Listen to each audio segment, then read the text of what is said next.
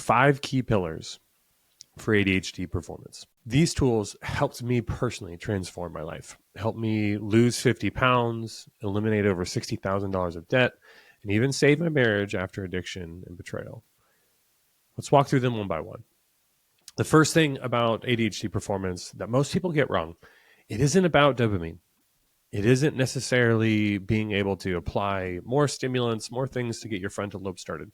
While that is true, the number one factor that I see with the ADHD professionals that I work with is that they don't have a clear idea of when their frontal lobe turns off. Regardless of whether you're getting enough dopamine to the frontal lobe, whether that's via medication, caffeine, sugar, other addictive substances, you can still be stuck in cycles of overwhelm relating to the rest of the ADHD experience. So part of the ADHD experience isn't just a lack of dopamine to the frontal lobe. It is also a heightened amount of dopamine and a heightened level of activity surrounding the amygdala and the emotional centers of the brain. This is what causes the rejection sensitivity dysphoria, extreme emotional experiences, impulsivity with emotions, being labeled as too sensitive or too much. A lot of this can come from these emotional centers in the brain. So the number one tool in ADHD high performance is actually being able to create a level of awareness for your cycles of overload. What are the key components for when your frontal lobe turns off? What are the typical stories? What are the typical patterns? Being able to create awareness of that is what allows you to more quickly get back in the saddle of executive function, executive reasoning, grounding behaviors, and being able to direct your focus to the right things at the right time. This requires creating tools of awareness. And this is where therapy is utilized, journaling, talk therapy, other tools of cognitive behavioral therapy, dialectic behavioral therapy, acceptance commitment therapy. All of these tools essentially are various aspects of creating what's called hemispherical lateralization. So one hemisphere of your brain is participating in more of the creativity, emotional part of the brain. And some of that creativity might not be artsy or artistic expressions. It might be creatively ruminating, creatively catastrophizing, all the ways that your greatest fears, anxieties, worries are coming to fruition. That hemisphere of the brain, we need to create more connections to the executive, logical, functioning part of our brain. And so if our executive function is being turned off by these emotional centers, dopamine, norepinephrine, blood flow is all being turned off to that executive reasoning, we have to create more avenues for that executive function to happen. So part of the skill is doing this practice and habit of hearing yourself say, I am noticing. There's a difference between thinking about a thing, which can still be part of that rumination and catastrophizing, versus hearing yourself say a thing. So when you hear yourself form the phrase, I am noticing. Oh, I'm noticing my heart rate's elevating. Oh, I'm noticing my cortisol is elevating. Oh, I'm noticing some adrenaline. Oh, I'm noticing my hands are starting to shake. Oh, I'm noticing my jaws clenching. I'm noticing some blood pressure in my temples. I'm noticing my brow is starting to furrow. I'm noticing the I'm not good enough story. I'm noticing the perfectionism story. I'm noticing the fear of rejection story. All of these things allow us to get more into the executive part of our brain that once we can notice, then we can actually start taking effective action rather than evasive action. For the ADHD hyper performer, they have the skills to create more awareness of these cycles of overwhelm faster. It's not that they diminish them entirely. It's not that they stop happening.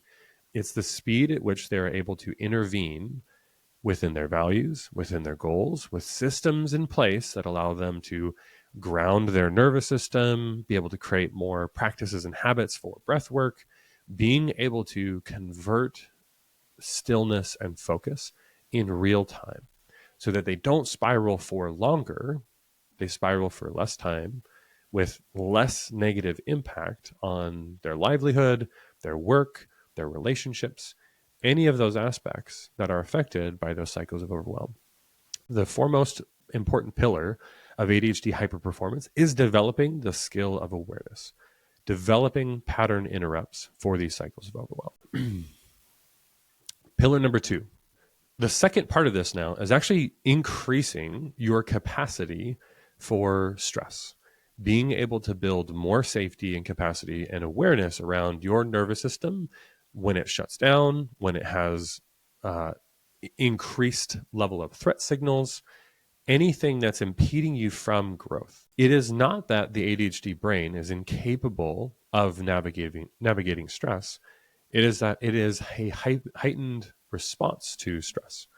So one of the things that's noticed in brain scans for any ADHD individual is typically an overactive amygdala, but also oftentimes a smaller amygdala. Now, you'd think that with a smaller amygdala or smaller emotional centers of the brain, that would mean that you'd have less strong emotional experiences. The opposite's actually true.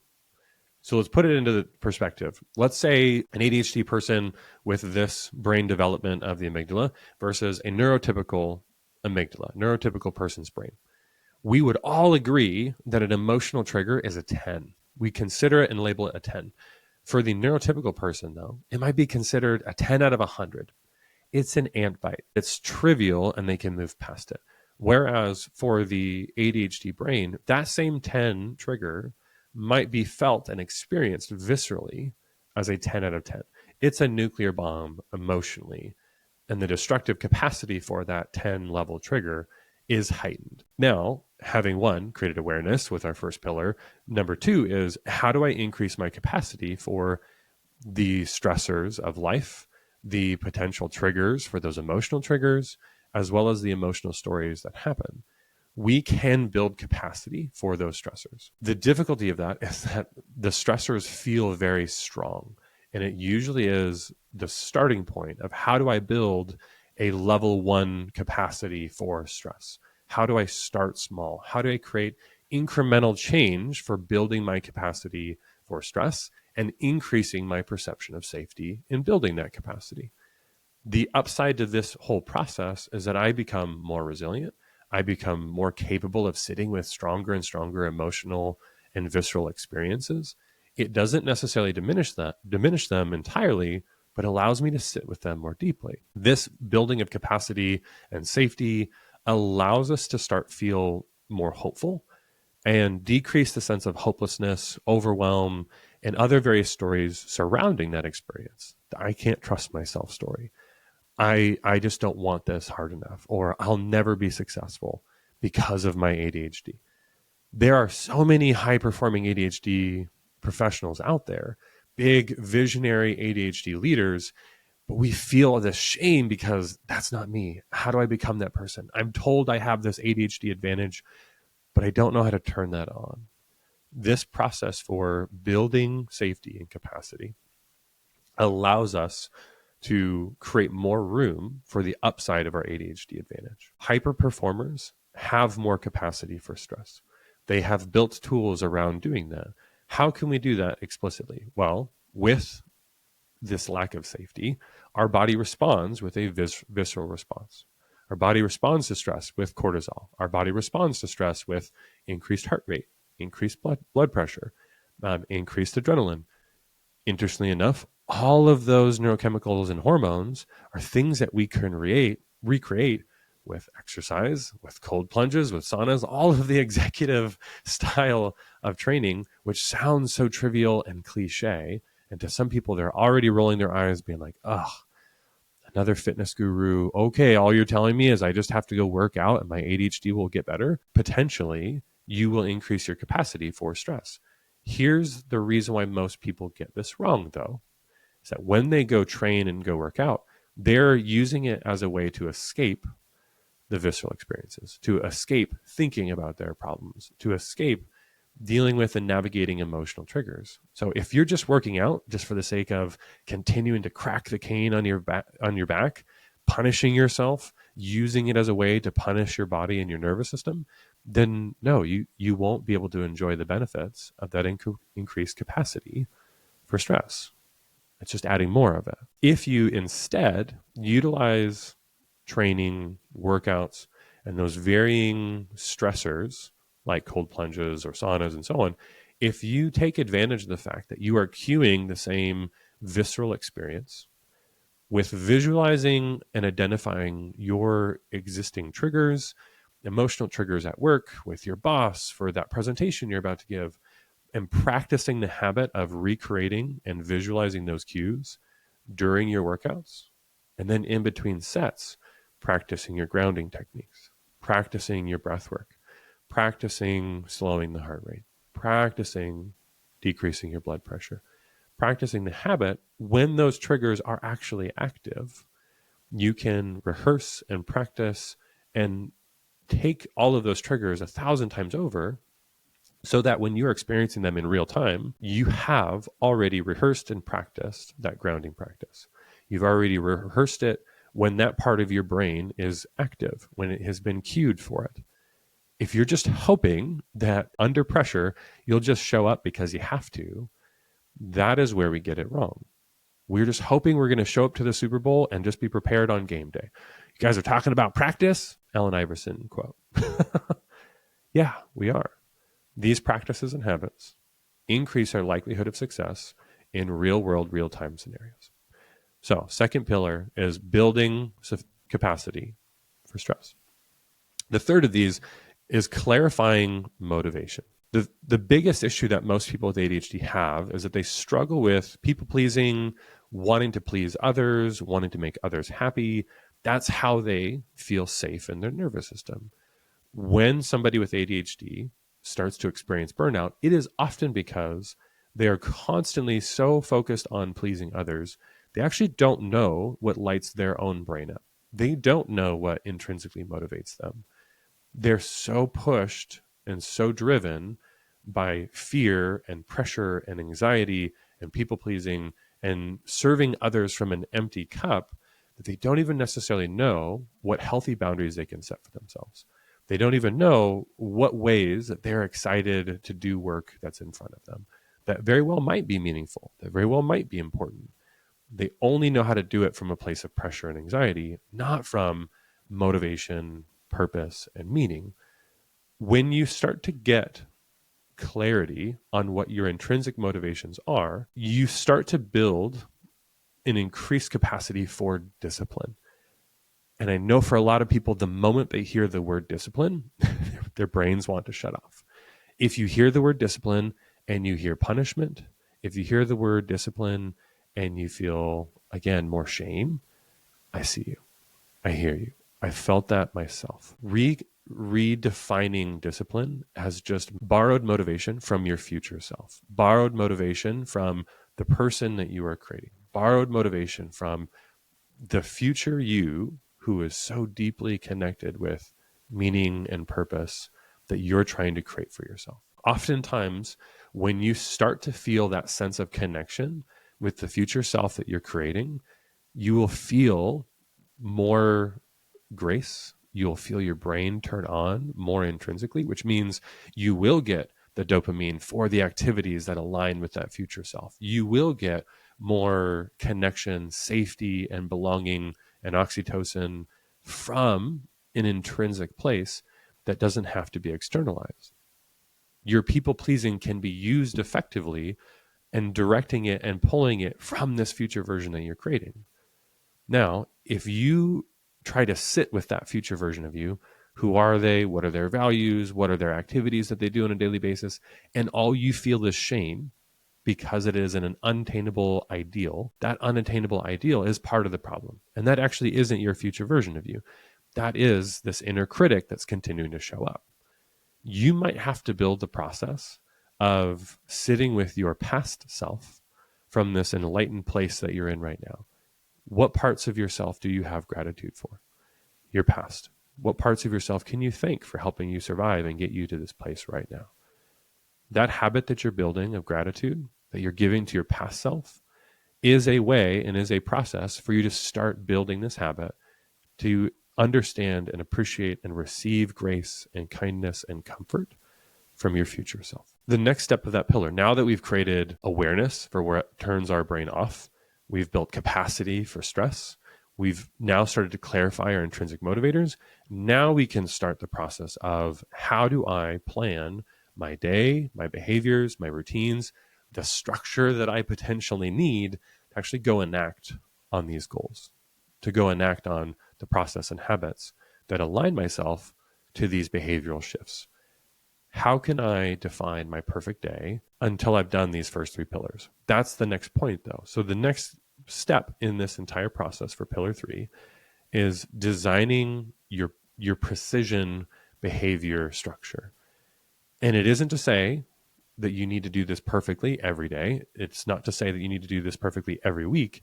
It's, if I had to adhere to a 75% plan that I do on a weekly basis, I can leave room for that 25% where it's free flowing. It isn't always perfect. For the ADHD professional, you don't always have control of your schedule. You can't always work from home every single day. There are going to be moments when you have to make room for variability, for different things getting in the way. Oftentimes I see this a lot for people when it comes to diet and exercise.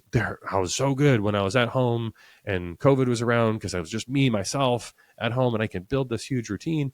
But now that I'm back to work or back in office or traveling more for work, now I can't seem to stick to anything. The entirety of this process is, how can I, on average, increase the likelihood that I do X, Y, or Z things?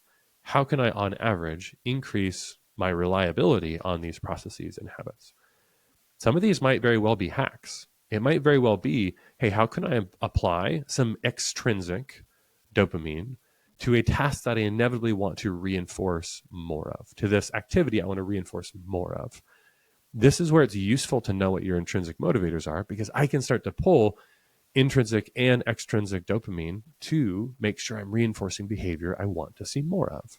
So this very well might be, hey, I'm going to go buy myself a brand new pair of workout shoes that I'm excited to go use to work out, that I go to the gym and I high five and fist bump as many people as I can so I can create more community, belonging, and acceptance in that space.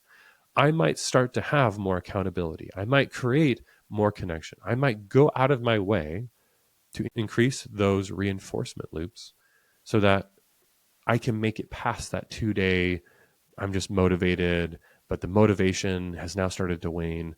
How do I increase the likelihood that I stick to these things? This is where we can really start to hone in on what is the bigger vision, what is the bigger purpose, and how can I pull tools and resources that light my brain up to this, even when it's hard, even when I didn't get a good night's sleep, even when I'm traveling, even when I have something come up in my schedule. What is the minimum effective dose of the goal that I'm trying to reach that I can align myself to? That's pillar number 4. Pillar number 5, then, having understood all of these things about our ADHD brain, understanding how to apply dopamine in the right scenarios, how to minimize the cycles of overwhelm patterns, how I can clarify what my vision is, my goals are. The final step of all of this is integrating this into an identity. Being able to connect all of this to extremely long-term purpose and embodying the identity that sustains it. Being able to have a really clear vision, the big stages, the big peak experiences, and the community that I surround myself to reinforce the things that I want to see more of. Oftentimes, when we start to make these huge shifts, we will see old communities fall away and new communities start to flourish. If you haven't created clarity for why this is important, who this is serving, and why it's so useful, you will possibly fall back into old patterns because, hey, these people who I used to call my community, they don't behave this way. They don't have these processes. They don't have these habits in place. And now all of a sudden I feel this sense of fear and ostracization. My tribe is disappearing for a bit. This is where I have to be able to sit with and lean into the future version that I'm creating, and creating a strong identity that isn't rooted in tribalism, that isn't rooted in connection and community, but is transcending that. I will, over a long enough time horizon, start to magnetize the right people into my inner circle that's reinforcing this new identity that I'm creating. All of this is really important to get right. These are the 5 pillars of what I coach in my ADHD coaching, but what you can start to do for yourself is getting very clear on each of these pillars so that you can more quickly and more readily align yourself to the goals that you care about. You get this right, and you'll be able to do more in less time, turn your hyper focus on at will, minimize fallouts of cycles of overwhelm, and increase your capacity to do everything that really, truly lights you up and keeps you engaged with your work, keeps you engaged with your families, keeps you being able to convert yourself to being chronically overwhelmed, overworked, overburdened, constantly pleasing others, not even sure what really lights you up, to then becoming the person who has that ADHD advantage that the books and the speakers and the big visionaries all talk about that you just don't seem to have. If you're interested in bridging that gap, I'd love to hear from you. Feel free to send me an email, ian@ianmay.co. Feel free to jump on my LinkedIn or connect with me at my website. Appreciate you. Hope that this was useful. Talk to you soon.